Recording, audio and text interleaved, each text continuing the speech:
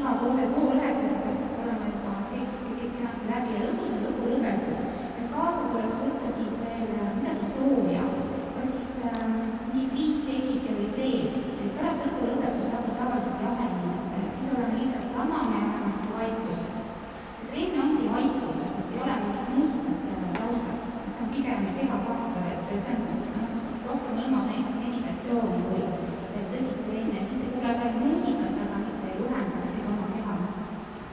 Mis ma siis veel rääkisin?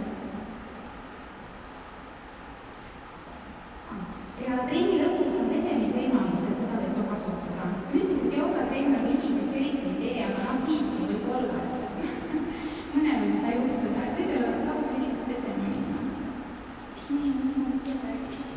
Enne trenni ei ole soovitav just süüa. Et võib-olla tund aega peaks nagu olema eelnevalt see toit juba niimoodi vaikselt alla läinud. Nüüd on tõesti kõhus see toit, et on väga raske teha harjutusi. Üldiselt karta ei tasu, et hästi lihtsalt selged harjutused, kõigil alusõõtavad mõnusad ja alustame kohe